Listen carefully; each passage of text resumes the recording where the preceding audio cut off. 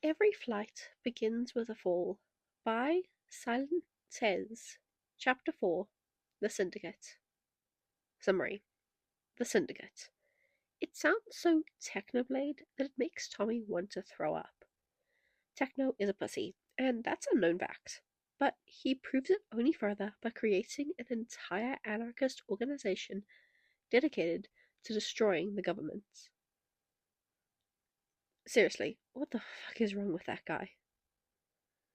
Sure, Tommy has been distancing himself from the entire nation creating things. Sure, Tommy has been distancing himself from the entire nation creating thing, even refusing to join Tubbo's Snowchester when he was offered citizenship. But he doesn't try to dictate others what they can or cannot do. Techno's insistence on getting into other people's business makes his blood boil. And it's not just Technoblade. Phil is part of the syndicate too. It was expected, given the avian always takes his friend's side, but it still pangs his chest with a feeling oh too close to disappointment. A week passes, with Tommy barely noticing it fly by. It's been strangely nice, quiet and calm in a way Tommy hasn't felt in a long, long while. Phil has been looking after him, making sure he is well fed and healthy, checking up on his wing every other day, and changing the bandages if he manages to loosen them with movement. Tommy does that a lot these days. What is a small, cozy living room for Phil is an entire playground for a fledgling crow. He scrambles onto furniture, climbing it with the help of tenacious claws and flapping of his good wing. He misses his normal body immensely, but with practice, he is getting better and better at it. Well, being a bird. The first time Tommy manages to hoist himself onto the dining table, he felt like he had conquered the fucking Everest. Phil cheers together with Tommy over his little achievement, like he is a parent watching his child take their first steps, or speak their first words, or some similar shit. It should be humiliating. Generally weird, but somehow it makes warmth grow inside Tommy's chest. He tried to push that feeling away, or ignore it completely, but it became increasingly more difficult in the last few days. Tommy finds himself strangely attracted to Phil's company. His presence is welcome, and the shadow of his wings moving along the walls brings an overwhelming sensation of familiarity and safety. Which is absolute bullshit. Phil's anything but. He helped to destroy Lemanberg. Tommy has seen him kill Wilbur with his own two eyes. Tommy tells himself that, and still follows the avian wherever he goes. From the kitchen to the bedroom and the living room, and he doesn't want to let him out of his sight even for a slight second. Look, Tommy has been quite lonely recently, okay? Even prior to the prison incident, with Tubbo always busy with Snowchester stuff, and all his other friends scattered around the server, building nations and getting into conflicts, Tommy hasn't got a lot of company in the last few months. And that's what isolation always does to him, isn't it? Separate Tommy from people for a few days, and he will start clinging to the first person he meets. And this time, it just had to be one of his mortal enemies. Phil's not a good person, but he's kind and patient and overwhelmingly, annoyingly fucking nice. It's hard to think of him as a murderer and a terrorist when he speaks to Tommy in a soft, caring tone and gently strokes the feathers on his head. Tommy's supposed to hate him. He does hate Phil, but at the same time, he wants to be as close to him as possible. It's fucking pathetic. Tommy knows that. But he can't do anything about it except hate himself even further. At least there is one good thing in this situation. Tommy is long past the point of his fear for Phil. The time he would previously spend watching the avian cautiously from his corner of the room, ready to bolt at any moment, is now used to annoy the living shit out of him. The couch pillow looked funny at him, So Tommy decided to tear it apart and carry the feather filling into his own box nest. His claws would occasionally get itchy, and Phil's favourite armchair is the best place to scratch them and get rid of the irritating sensation. Waking up at wicked hours and screaming like he's getting murdered is definitely his most favourite thing to do yet. Tommy even learned to climb ladders so that he could get to the attic, where Phil's bedroom was placed, and yell directly into the man's ear. "You're not a crow," Phil would say, head in his hands. "You're a fucking cat." Phil also occasionally calls Tommy a seagull, a pest, and a lot of different things to make him question his own bloodline, but most often he settles for the classic, chaotic little shit. He tries to entertain him in different ways, gives him little things to fidget around with, a bunch of rusty keys, golden ingots, toys, and, when he grew desperate, even a whole fucking diamond. Oh, it was insulting on so many levels. Throwing away and wasting a precious material people work hard to get, that's just straight up rich people shit. Nobody likes rich people, and Tommy least of them.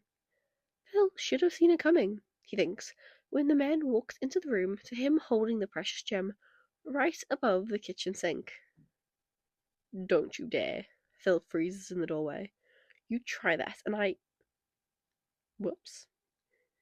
The diamond fell from Tommy's beak and right into the hole, Phil's swinging hand just an inch away from catching it mid-flight, and Tommy dashing down the counter and onto the dining table. "Oh, I'm so sorry." Tommy goes as far as to arrogantly cock his head. Phil can't understand him, but sarcasm is a language as universal as violence is. "My hand slipped." The avian snapped at him abruptly. "How am I supposed to get it now?" Tommy is very glad Phil asked that.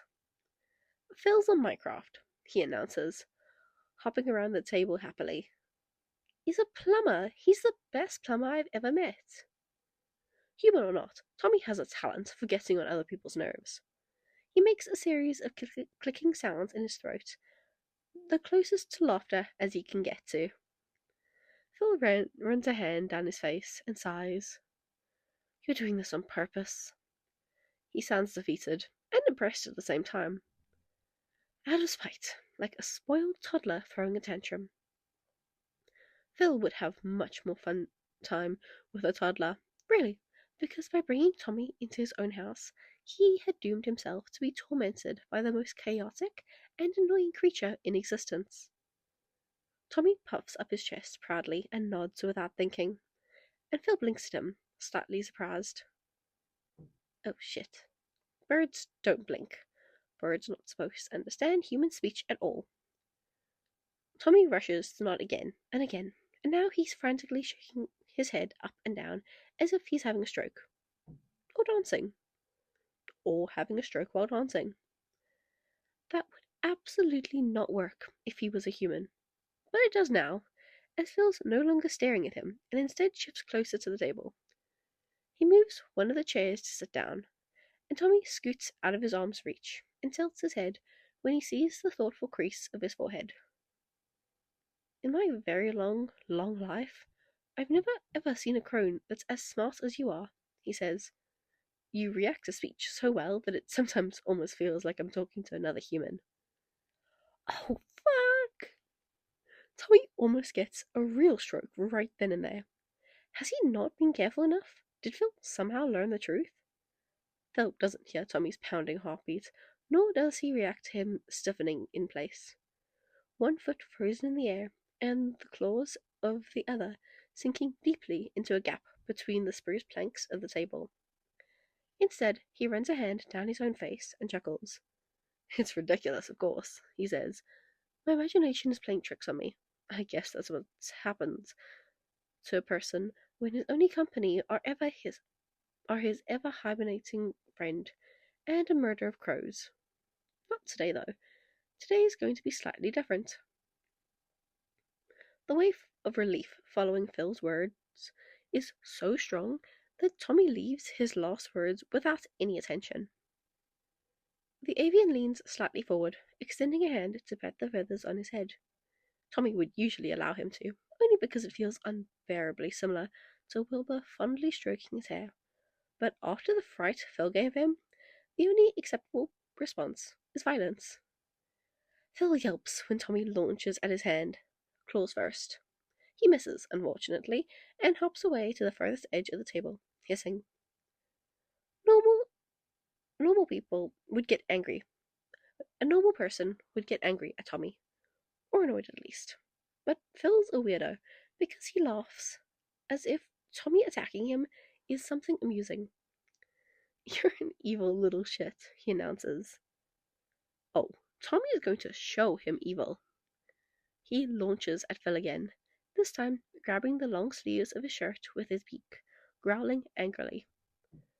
The front door shoots open, bringing in winter cold and a broad figure of a person that makes shivers run down Tommy's spine. Techno is in his full equipment, a sword at his hip, armor strapped on top of his plain white shirt, and vibrant red cape thrown casually onto his shoulders and clasped with a diamond buckle. Last time Tommy had seen him like this, his home was reduced down to fucking bedrock, so excuse him if he folds his wings a little too neatly when the red eyes behind the expressionless skull mask land on his shivering figure. What's happening here? Techno's gaze flickers between them and Tommy. Despite everything, Tommy is still actively trying to bite off Phil's finger. Just some casual bonding time. Phil brushes him off with a snicker. We're getting along really well recently. Techno hums. It seems to me it's more like he is trying to murder you, Phil. He takes a step further into the house, and another growl vibrates in Tommy's throat. Pleasure, whatever. You're the crow expert here. Just keep in mind that we need you for the meeting today. Alive and preferably in one piece. Meeting? Tommy calls. His head flickers between Techno and Phil. What meeting? Phil's face suddenly becomes so concentrated that he doesn't even notice when Tommy finally lets go of his hand. Is it that time already? Techno nods. The third member should be arriving soon. Phil tilts his head. Then I'll be ready in a minute. Techno leaves, closing the door behind himself, and Phil shoots up from the table, leaving Tommy to shift from one foot to another in confusion. The avian puts on armor, straps weapons to his belt. Tommy doesn't understand anything beyond the fact that Phil is going somewhere. Going as in leaving the house. Leaving the house as in leaving Tommy here alone.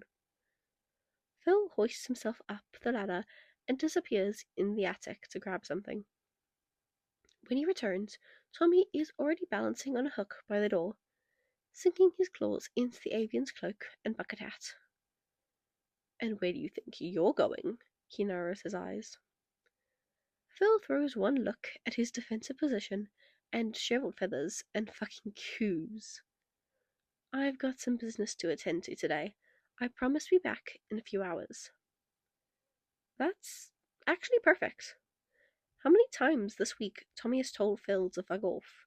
How many times he shouted at the avian to leave him alone? Phil never did, but now the opportunity is practically handed to him on a silver plate. A few hours without Phil's constant watching eye? A few hours without his fussy care? A few hours without his comforting presence and warm smiles and soft words?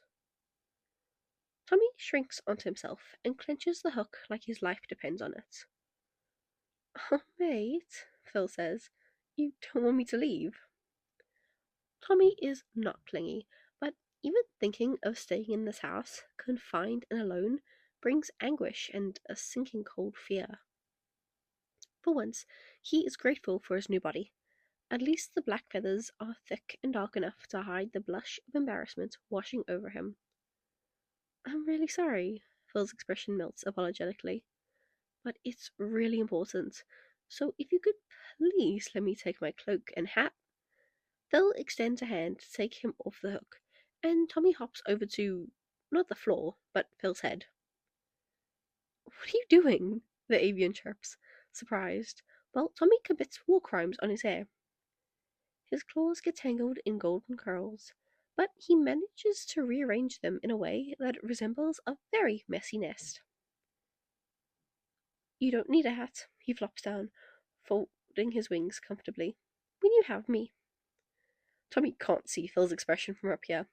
For a second, it seems like the avian will try to get him down, and the crow is determined to fight for his new spot, further clinging to his impromptu nest. All right, you can go with me, Phil sighs. Tommy can't help the chirp of happiness that escapes his mouth at that. But only if you leave my hair the fuck alone. Tommy does not, in fact, leave Phil's hair alone.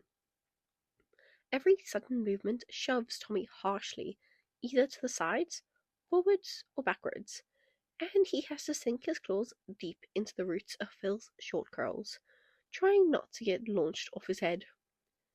It's uncomfortable and tough for the crow, and straight up painful for the avian, but Tommy stubbornly hangs onto his hair, just out of pure principle, even when they get outside of the house.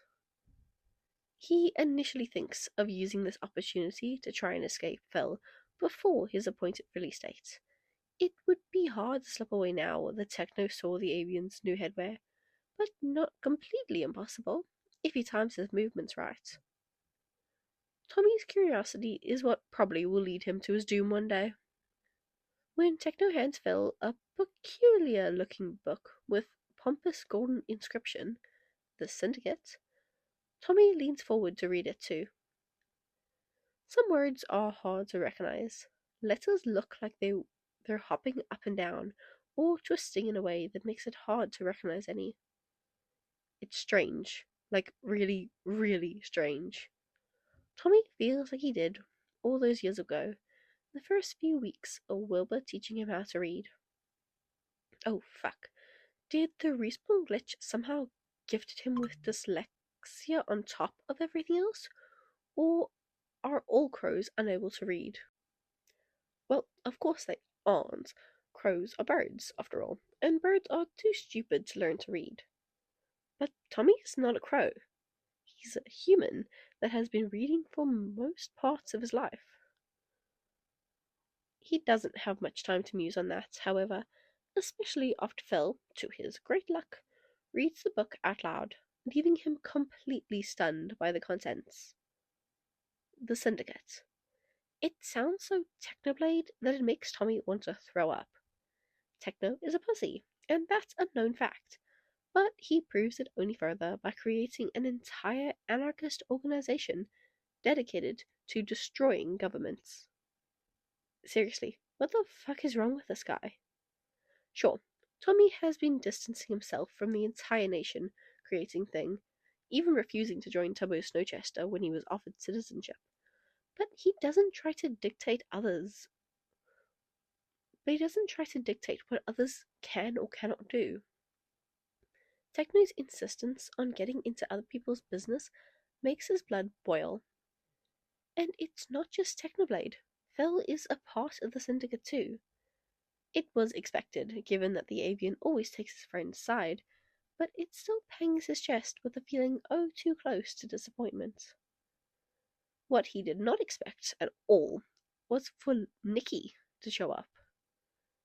Loving, caring Nikki, with a compass in one hand and a netherite sword in the other. The weird table room in the Syndicate's underground base has signs with substitute names for each of the members, and with some struggle, Tommy is able to make out of bold Nemesis written on the one assigned to her. He never learned of what happened to Lemantry during Doomsday, but rumors were that Nikki was the one who brought the flaming torch to its roots. Tommy didn't believe it at the time, but he certainly does now. He finally agrees to migrate from Phil's head onto the table, clawing at particularly interesting patterns on the wood. If Tommy really had any similarities to a bird before the glitch, It would probably be his attention span. He tunes in and out of the conversation every few seconds, but a long pause that settles at some point makes him snap back into awareness. I've been hearing rumours that there is a new nation being formed to the west of Lemanberg, in a snowy forest. Techno's tone lowers into something serious, dangerous even, and Tommy stiffens against his will. I've been there, Nikki says thoughtfully. There's definitely a nation forming. I think we should check that out at some point. Techno nods, leaning towards the table slightly. We should probably investigate. Make sure there is no tyrannical government being formed there, you know? We're not just out there to cause problems for no reason. Just making sure there is no government. Not everything's government, after all. Tommy doesn't hear half of the words that are being said. All he processes is the fact that they are talking about Snowchester. Tubbo's Snowchester. The one he dived into developing with passion equal to one that Tommy blazes with towards his hotel. He was furious when he learned that Jack Manifold stole it, and it makes his chest clench painfully to imagine what Tubbo would feel if Techno decided to destroy his home again. The Syndicate is a secret organization, clearly meant exclusively for certain people, and Tommy isn't one of them. If Techno knew who he really is, he'd already be dead, even if he's not spying on them intentionally. Tommy is playing a dangerous game, but if it means saving Snowchester from Lemanberg's fate, then he's willing to take any risks. Nikki adds, I remember the path to Snowchester. I can show you the way if we want to go there right now. We still could talk a bit, though. Rompu's voice sounds unsure. He is the only person in the room who looks possibly more worried about the topic of Snowchester than Tommy does. Tubbo mentioned something about Rompu being one of the citizens of the Snowy Commune, right? That would make sense with how much time the two spent together recently. A week ago, that thought would make Tommy feel his chest burning with a feeling too akin to jealousy. But right now, Rompu is the only person in the Syndicate who Tommy doesn't currently want to call a bitch. Tommy knows better than anyone how easily Rompu can get involved in conflicts he didn't cause in the first place. This time, he got caught eavesdropping on a conversation between other members of the Syndicate, and then was pressed into a corner where he basically was intimidated into joining the organization. Rompu looked pathetic earlier, hunched on himself and shivering under the snowfall, and he somehow manages to seem even more pitiful when all the attention in the room snaps onto him. There is probably, more stuff that happened, right? Do you have anything to bring up? Nikki asks. Techno nods and turns to Rompu. Oh, yeah, you want to tell us something? Rompu's tail curls around his leg so tight it probably cuts out the proper blood circulation, and the purple particles frantically circle his anxious form. Techno, you've been asleep for the past weeks, yeah? Other than the day Phil went to get some resources, Techno nods. And Phil? I've been a bit busy with bird rehabilitation, the avian chuckles. Tommy grunts in response, but his attention is still fully on Rompu. He notices the way he grips the base of his hair, and on how his face wrenches when Nikki tells him that she has been underground for the past couple of weeks. So you guys don't know then? There are burns on Rompu's face, Tommy suddenly realizes. He had seen similar wounds lacerating the Enderman hybrid's arms after one time when he had to shield himself from an unexpected rain. Rompu long since then made a set of waterproof armor to avoid getting burned again. So Tommy has no clue where these wounds could have come from, especially so oddly shaped, starting from his eyes and moving down his face and towards his chin. Wait a minute. Had Rompu been crying? What the fuck could have he been crying over? Why did it have to be me? Who knows? Romby whispers. Remember Tommy? Tommy, right? The question lands like a punch to Tommy's face. As the realization dawns on him, he finds himself unable to breathe. Frozen in time, deaf to anything but the Enderman hybrid's wavering voice. Tommy got trapped in prison with Dream, Romby says. He's dead. Ooh, okay. Oh, we knew this. But ooh, the drama. Okay. Okay.